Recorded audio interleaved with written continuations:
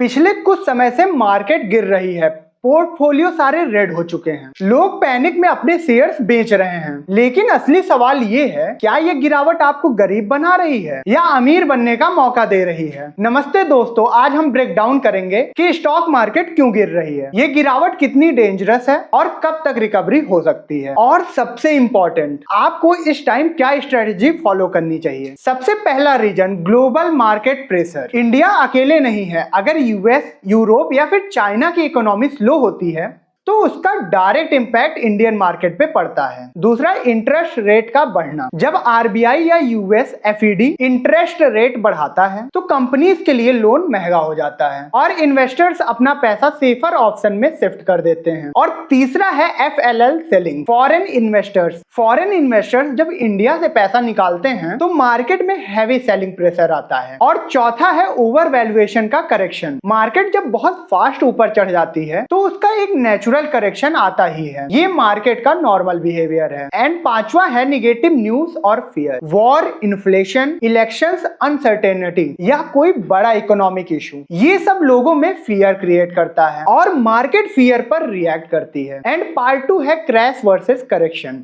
समझना जरूरी है, हर गिरावट क्रैश नहीं होती। 5 से 10% गिरावट नॉर्मल फ्लक्चुएशन है, 10 से 15% करेक्शन, 20% से ज्यादा यानी कि क्रैश। अभी जो सिचुएशन होती है ज्यादातर टाइम वो एक हेल्दी करेक्शन होती है जो वीक इन्वेस्टर्स को बाहर निकालती है और स्ट्रॉन्ग इन्वेस्टर्स को एंट्री देती है। पार्ट 3, स्मार्ट इन्वेस्टर्स क्या करते हैं। जब मार्केट गिरती है दो टाइप के लोग होते हैं, एक जो डर के सब बेच देते हैं और दूसरे जो क्वाइटली बाइंग स्टार्ट कर देते हैं। स्मार्ट इन्वेस्टर्स क्या करते हैं, एसआईपी कंटिन्यू रखते हैं, लमसम एक बार में नहीं ग्रेजुअली इन्वेस्ट करते हैं, क्वालिटी स्टॉक्स पिक करते हैं, चीप स्टॉक्स नहीं, कैश रिजर्व रखते हैं फ्यूचर अपॉर्चुनिटीज के लिए। वॉरेन बफेट का एक फेमस रूल है, be fearful when others are greedy and greedy when others are fearful. और ये लाइन आज के टाइम पे परफेक्टली अप्लाई होती है। एंड पार्ट 4, मार्केट कब तक सही होगी। ये सबसे बड़ा सवाल है कि कब रिकवरी होगी, लेकिन सच ये है कि एग्जैक्ट टाइमिंग कोई नहीं बता सकता। लेकिन रिकवरी कब आती है, जब इन्फ्लेशन कंट्रोल में आता है, जब इंटरेस्ट रेट स्टेबल हो जाते हैं, जब एफआईआईज वापस बाइंग स्टार्ट करते हैं, जब इकोनॉमी में कॉन्फिडेंस वापस आता है। हिस्ट्री देखो, 2008 क्राइसिस, 2020 कोविड क्रैश, हर बार मार्केट गिरने के बाद स्ट्रॉन्ग कमबैक किया है। पार्ट 5, आपको क्या करना चाहिए। अब बात आती है सबसे इंपॉर्टेंट चीज की, आप क्या करें। पैनिक सेलिंग बिल्कुल मत करो। अगर लॉन्ग टर्म इन्वेस्टर हो आप तो होल्ड करो,